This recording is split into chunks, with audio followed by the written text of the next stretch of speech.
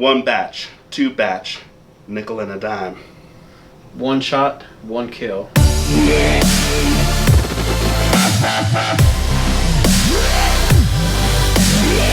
Hey guys, I'm Marcus and Toby from Big Time Super Friends, and today we are going to go over the Daredevil Season 2 spoiler review. Oh yes, this is a good one. A very good one. I mean, this Daredevil Season 2 had a lot to live up to as far as Season 1's concerned. Season 1 was one of my favorite seasons, superhero-wise, of all time. Yeah, definitely. I mean, it ranks up there with, like, The Flash. The Flash, Gotham. Better than Gotham. I would say so, as far as this one is concerned. Now, Jessica Jones. Yeah, Jessica Jones is a close second. Yeah. We're gonna give you a fair warning. This is a spoiler. I mean, our thoughts. We didn't write anything down, so our thoughts are gonna be jumbled all over the place. Yeah, but just keep away because it is spoilers. So you've been warned. Sorry. Overall, what'd you think, dude? Overall, I thought it was fucking fantastic. It was. I mean, I didn't think anything could top the first Daredevil Season 1, and I was just completely caught off guard and excited as soon as I ended the first episode. So it was like... And they started with a bang. With a bang, exactly.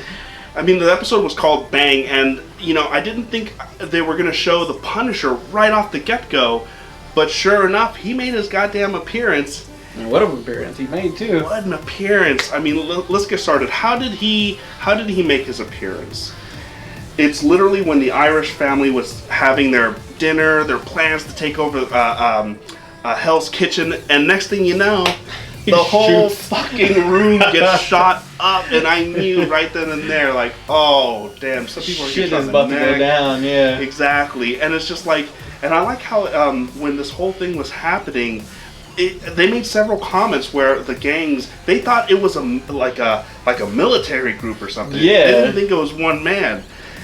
One man, Punisher. One army, one man army. There you go. And the whole first episode was really a good introduction to what I think the Punisher is capable of, what he can do. I agree. And Jon Bernthal, I mean, what do you think? Amazing, by far the best Punisher we've seen. Even though we've only had like small tastes of the Punisher, like in the movies or in like even like the animated movies. You know, we got small tastes of what could have been like a good Punisher. But finally, we have this truly gifted actor for Punisher, and he knocks it out of the park. And with the other Punishers, this is what I've gotten so far. Like, it started with Dolph Lundgren and blah, blah, blah, blah, blah. But they all don't, even though some of them were good Punisher adaptations, they didn't show the range that Jon Bernthal did. I mean, he went from badass to making you feel bad for him to getting you teared up. I mean, he showed anger, frustration. I mean, he took you through the whole spectrum of emotions. Yeah. And, I mean, there was this one scene that stood out in my mind. Well, before I get into that scene, let's just say, I'm just curious to know, as far as your viewpoint's concerned, what is the one scene that you remember that's like, I'll remember that from the entire season, like, that's the best scene in the season? I know mine. Like, I guess the defining scene for me is when he has the Daredevil tied up on top of the building, and they're both going through the moral aspects of being what they think a hero is, or should be, rather.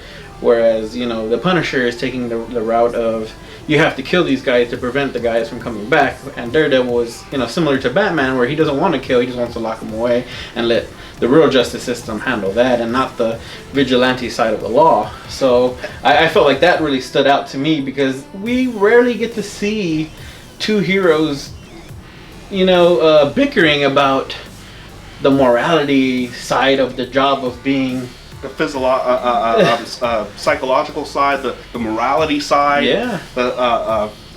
What's the word I'm looking for? They both, and you know, the thing that's great about that that's one of my favorite scenes as well. But they were both making valid points and counterpoints and back and forth and back and forth. And I could easily say I don't know who's right or wrong. I don't think it's a question of that. Yeah. In this case, it's literally just two methods of eliminating a threat. Is how I see it. Personally, I tend to agree a little bit more with the Punisher side of things. But yeah, that's just my personal thing. The one of the scenes that stood out is you took mine right off the bat.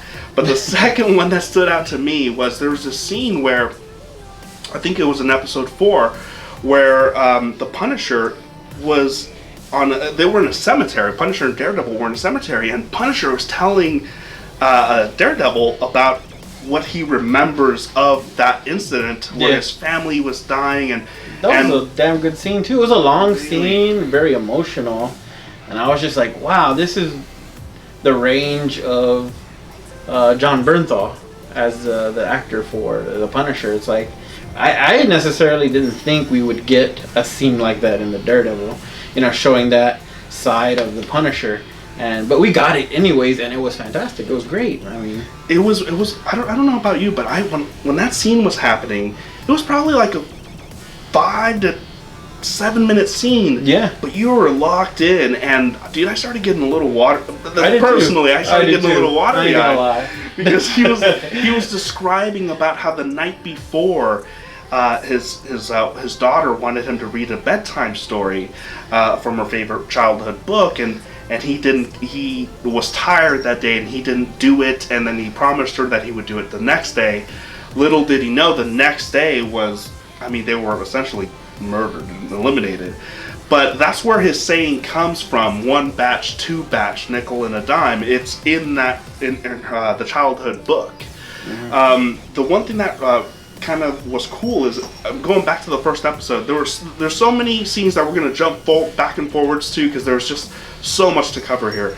But I remember when one of the Irishmen's, I think his name is Grody, he survived, and he started to try to get the Nelson and Murdoch to represent him and to keep, protect him. Essentially. When he was in the hospital recovering, I did not think in the first episode that's where you saw in the trailer where the Punishers, or Frank Castle's walking through the hospital, and he is literally, he will stop at nothing. This individual will stop at nothing to end his target. It kind of gave me flashes of the Terminator when Arnold was walking through the hospital. For sure. You know what I mean? He was like a complete badass, just walking through, not giving a fuck, and just shooting at everybody and shit like that. The thing with me is like the Terminator thing. You said it just right. But for me, it was Terminator 1 when he's walking through the police station. Yeah. And he's just annihilating motherfuckers. Yeah.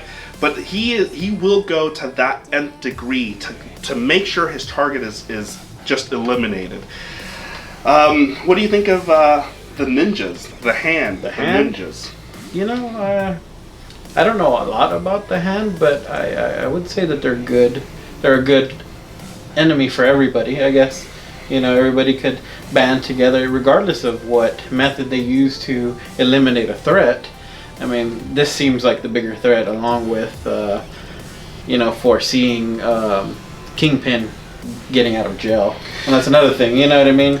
Even though he's in prison right now, they show him obtaining power in prison to the point to where when he gets out of prison, he has connections inside and out. And with the Punisher's help, though. Yeah. He really had. He has to be.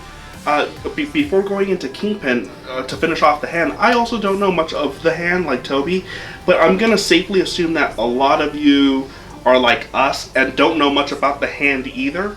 So I'm just going to strictly base this on what I saw in the small screen. And at first I thought, well, okay, they're ninjas. It's going to look cool, and it's going to be just a battle of skills. That would be a nice little matchup for Daredevil. The thing is, when they first showed up, Daredevil couldn't detect them. He couldn't hear them because initially, I thought it's because they were good at hiding their heartbeats, but apparently they didn't clarify this really, but it's an assumption, I think. It's an assumption that they are actually dead and they were just brought back to life. They're living corpses? Yeah. Maybe? I don't know. At least that's what I got from it, too.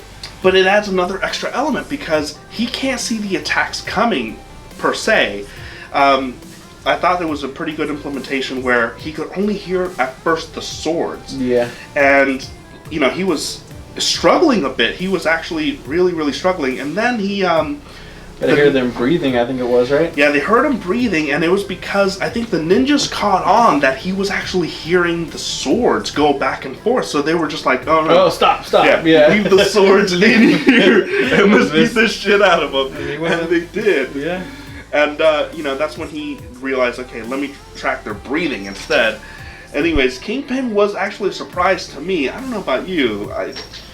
Oh, yeah. I was definitely surprised that they actually had him in this season. I didn't think we would see anything of Kingpin. You know, maybe toward the end we get like a little glimpse of him, like maybe escaping or maybe, you know, something like that. Something very small. But we got... what was it? Probably 3 to 4 episodes with William Fisk being in them and his like rise to power and him using the Punisher as a tool while in prison and take advantage of the whole, you know, the Punisher losing his family thing, and there was a guy that, you know, happened to be in power, and, you know, it just wrote itself, you know. William Fisk is one of these characters that you kind of have to keep because he's so good and he brings so much to the story. Mm-hmm. At first I thought, okay, there's going to be Punisher for sure, there's going to be Elektra for sure, which we haven't touched on yet, but we will.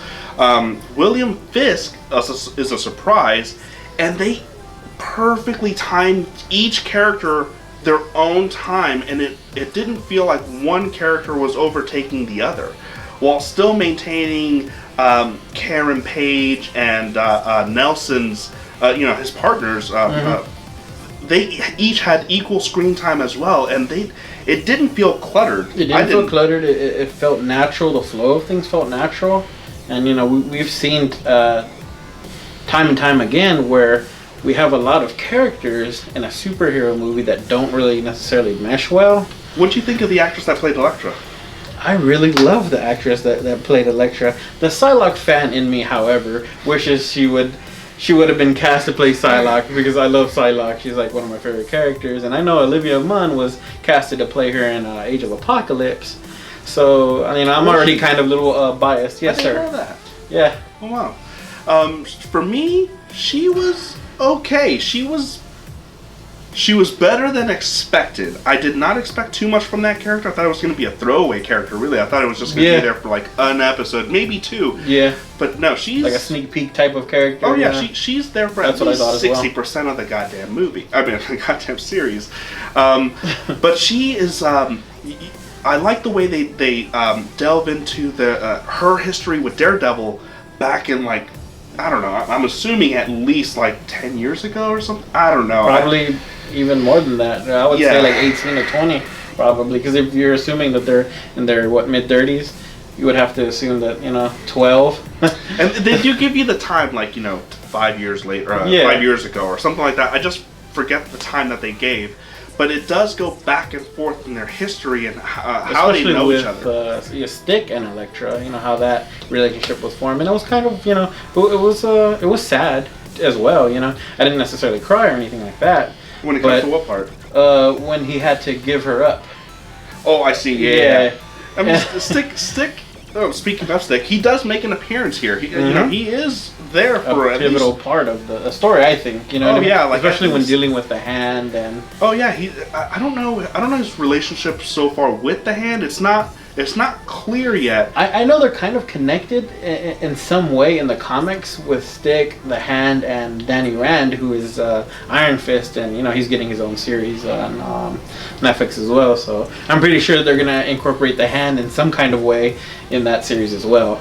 Now Elektra is in this series. She is brutal. She does not mind just slicing kids' throats. I mean, by kids, I mean like teenage ninjas' throats. You know what I mean? Like, some infants and shit. No. She's not that brutal. No. But she does not mind killing, and that is the conflict, I think, in Daredevil's relationship with Elektra and how they interact and that struggle. That it's just, I feel like Elektra and the Punisher at one point or another were trying to get Daredevil to go to their ways of like pushing him to that goddamn limit of like just kill this guy, you know. But the scenes with the Punisher are just brutal. They're just brutal. Like, we're talking they're dome brutal. shots up close, like pow, yeah, pow. and I mean, and like really good, like budgeting as far as like the effects work, because you know like spoilers again, he shoots people point blank in the face, and their face looks jacked up, man.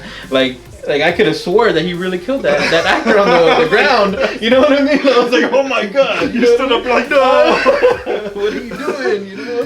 That scene that I was talking about was another great, awesome scene where before he shot that guy in the head, and by that guy we mean like the head of the Irish mob or something. Yeah. The Irish guys. I was actually referring to another scene. I'm sorry.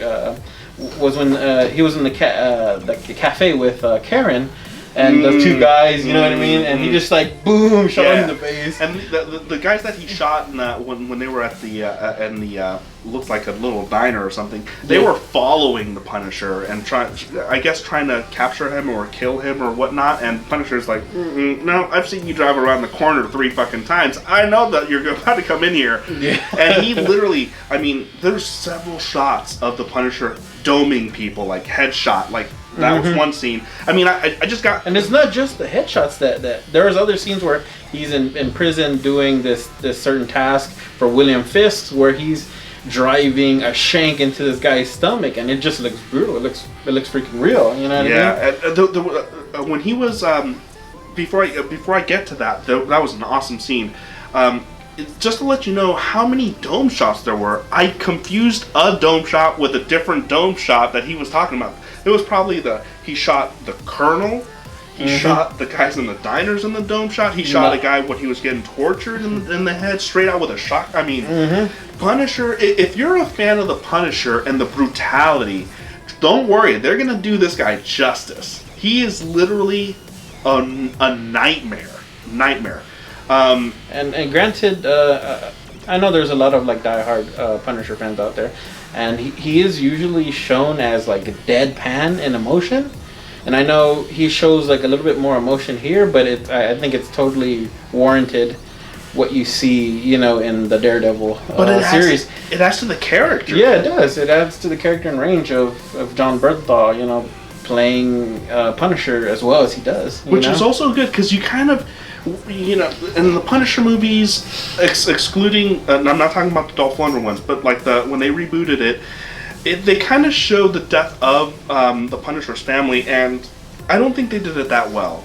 Like, showing the death of the Punisher's family is one thing, but here, John Bernthal literally was talking about how it affected him, what he saw, how he felt. And it lets you into that character a little bit more. It lets you get more attached to him and kind of sometimes root for him as far as this series is going along. Let's move on to Elektra, because there was a lot of great pivotal scenes with Elektra. Oh, by the way, last Punisher scene, fucking topic, I swear, but the scene where Daredevil is actually talking to Punisher on the rooftop. They had an altercation, a fight there at the roof, but as Daredevil is trying to escape the building, running down this flight of stairs, he's like fighting like a biker gang called Dogs of Hell, and that scene, look out for it, because that is such an awesome scene. I mean, the fight choreography is just amazing in this. Amazing throughout the whole series. It's just amazing, and down in this flight scene, stairway scene, you get to see Daredevil fight a whole bunch of gang members, but with a chain attached to one hand and a gun taped on the other hand, which Punisher taped a gun to his hand to force him to kill someone. But there's such a lot, there's so many great scenes. Now here's the thing, throughout this whole series, or not the whole thing, but parts of the series, they were talking about a new hitter in town, Blacksmith or something. I mean, what's your take on it? My take is I think there was a character named Blacksmith in the comics, but to my understanding, he was a Skrull, one of the alien races, and it just doesn't fit in with this story that they're Sure. telling now. Can you imagine? So it's like, you know, you're adding a element from the Guardians of the Galaxy into Daredevil street level, you know, operation, you know, type of thing, and it just doesn't fit right. So I'm just assuming that they got this name and they ran with it because it sounded cool. You know, it does. You know, and they say this guy is in the Middle East somewhere, you know, pumping out heroin. So it's like, we don't know. We really don't know much who about this guy is. But I could so picture this guy being a great starting point for the Punisher's like standalone Netflix series. Him trying to find this guy. That I mean, ultimately, they were trying to the DA and all this drug deal bust. They were trying to capture the blacksmith. Yes. Yeah. They were trying to capture him because he was the guy that was supplying the major drugs. And they thought he was going to be there, but when he didn't show up is when everything kind of went down to hell. So I think the Punisher might be looking for him maybe later on in his own series. I can't believe I didn't mention this before, but the fucking love romance between Karen Page and Daredevil. I was about to call him Frank Castle. Murdoch. Yeah. I didn't. I mean, they hinted hard in the first couple of episodes that okay, there's something going on here. Like there's some attraction, or she's starting to like him or whatnot. And they do actually. It was a very like sweet type of like innocent love that they had going there. Yeah. Whereas, you know, when they would show him and Elektra's like past, and obviously they had some sort of like romantic connection, everything they showed with them was pretty like passionate and lustful, and it was like the complete opposite of what he had with Karen. You know what I mean? Yeah, it started off great, and then all of a sudden, you see in this series also how Murdoch's secret of him being the Daredevil is affecting his friendship with Foggy, and later on, it's also affecting his brand new relationship with Karen. And I mean, the law firm as well, too. And the law firm as well. Yeah, that's the reason why, you know, towards the end of the season, the law firm is they kind of split a little bit. Yeah. You know, Karen's working at a newspaper now because she seems like a pretty badass reporter. Yeah, and Foggy's working for the character that's in Jessica Jones. Forgive me for the name escaping me, but Carrie Ann Moss plays her. So she made a scene in Daredevil where she essentially offered Foggy a contract there with like benefits and perks and whatnot. And so, all of this conflict and the disbandment of Nelson and Murdoch is because of Murdoch's secret identity, and you know the Daredevil role is affecting all the relationships essentially across the board. I mean, from Foggy keeping it a secret to his new relationship with Karen, and to even his relationship with Stick and Elektra. With Stick, Elektra, and the business. You know, it's just going all downhill, and it ends literally. Well, I'm about to get to the negatives. Do you have any negatives at all? I only have one. You know, after I completed the series literally today, saw the last 2 episodes today, and the rest of the episodes the other day, yesterday, I can't really think of a negative thing to say about Daredevil Season 2. I enjoyed it a lot. For the time being, I don't. Everything satisfied me. I was very content with what they left off. You know, at first when I watched the last episode, I was kind of discontent because I felt like they didn't have one true bad guy to rally around, like per se. You know what I mean? But they do, and like with the Hand. But then there's like other factors that are brewing behind the scenes, not just with the Hand, but then there's Fisk, and you know there's Blacksmith, and Elektra at times too, because she betrayed Daredevil a few times in this series. So yeah. She's kind of like half good, or not even good, like half okay and half bad. Chaotic neutral for all you nerds. Yeah. The one thing that was like. For me, the only negative I have of this whole series is the last episode. they had a massive like end battle with like I don't know, I would say 50 ninjas. And it was Elektra and Daredevil fighting their way out of this building with all these ninjas. And I'm just thinking, once they hit the roof, I thought there would be more ninjas, like way more than there was. I felt like they showed a lot of scenes on the rooftop of a whole lot of ninjas, but I just didn't see them necessarily beating up on them. Yeah, like it wasn't like at one point I didn't think, oh shit, they're in trouble. Like I just thought, okay, that's a lot, but I think they can handle it. Yeah. What's the guy's name? Naboo, yeah. He's back, and he was in quite a few episodes, but he died in season 1. If for those of you who remember, he was burned alive, supposedly, and they have like this. I'm about to get to that, but let me just finish my negative. So the last scene, I didn't feel like there was enough of a threat because there was Punisher, there was Elektra, and essentially they had the help of the. Did I say Punisher twice?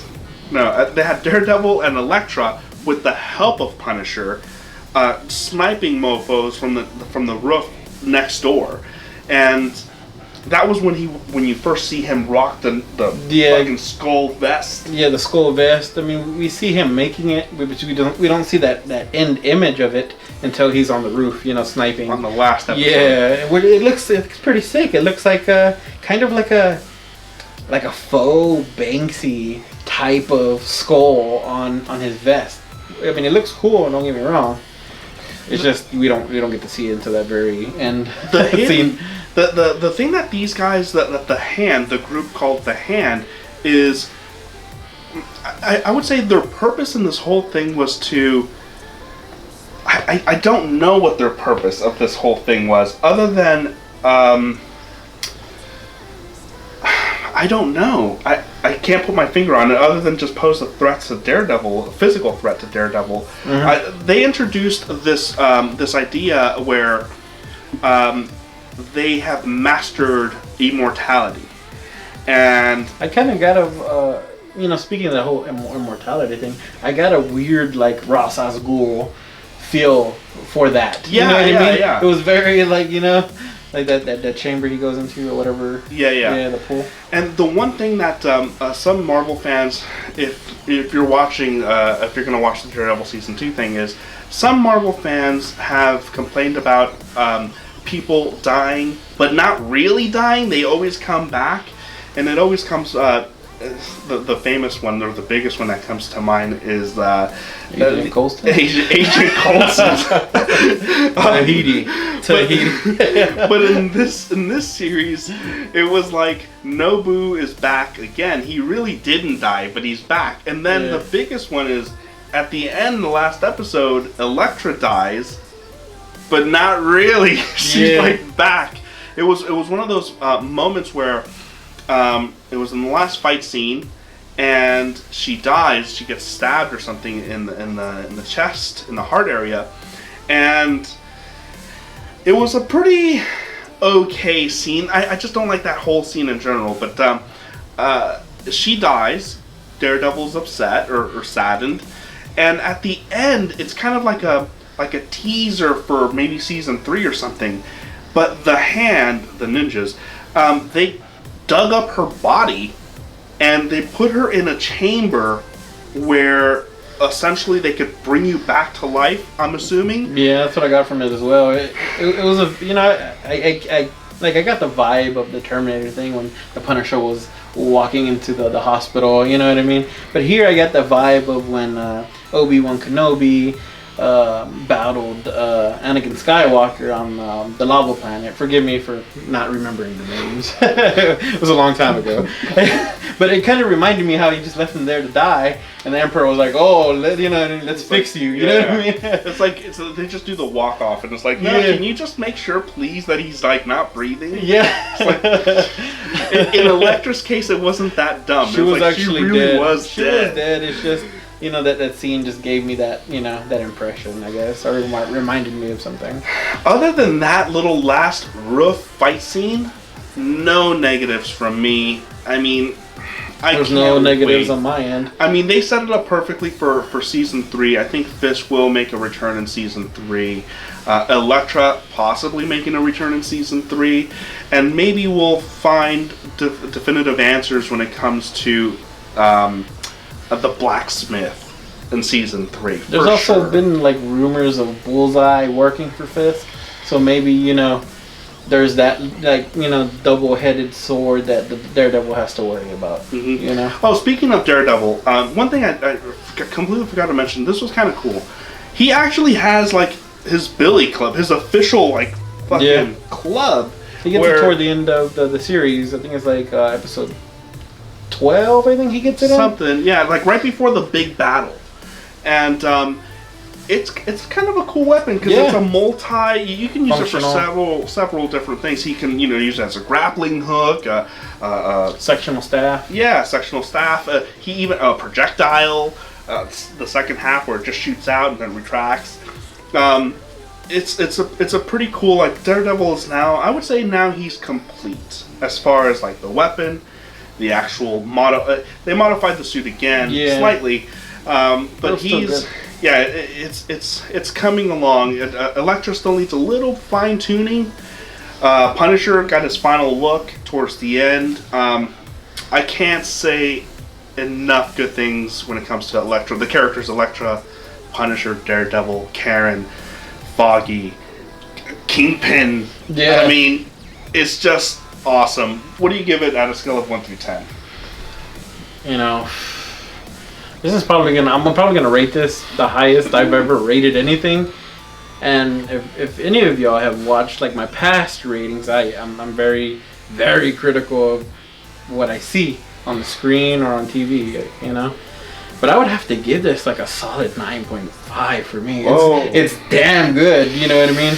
And man, it reaches that territory for me. I don't find anything bad about it. I don't think I've ever seen you given something a 9.5. Yeah, like above a 9 actually. Yeah, like that's the highest I've ever seen him rate something. So okay, so he must love it. For me personally, if it wasn't for that goddamn roof scene you know what it was too, by the way, before I give you my rating, you know what it really boils down to in that roof scene? It's, aside from the ninjas, there was this, he was fighting Nobu, and he hit him, he slugged him off the roof, and Nobu falls, right? And you would think he was dead because he drops from like a 7-8 story building, something like that. But it was so stupid because this is really me nitpicking, but it stood out in my head to where I started kind of giggling a little bit as I was watching it. He kept going, and I'm just like, and it's like for a good solid 20 seconds, and I'm like, cut away, please, like, please, just like. And it felt awkward. It looked awkward. And it's just like, you could be out of breath, but no one I've ever known has been out of breath like that. Like, that is like, I've never heard that before. You run the 40-yard dash at the combine, the NFL combine. But I think that plays a part in it. That aside, I'm going to have to give this literally a solid, like, 8.7. Even 9 on some days, I'll give it this a solid 9, just because it's very rare that I marathon shows from beginning to end, and I marathon the shit out of this show. It's very entertaining from beginning to end. Story keeps changing and evolving from character to character to character, and each arc is great. Just great. So yeah, that's our score, man. Yeah. Next, by the way, next week we're gonna have the Batman vs Superman review. Stay tuned for that. Please like, share, and subscribe. And let us know what you think about the Daredevil series. From your own perspective, because we would like. Would you rate it? Yeah. Is there scenes that you didn't like? Did you enjoy the? Like, is it just me? Let Marcus know. Let us know, please. Anyways, later, guys. Yeah.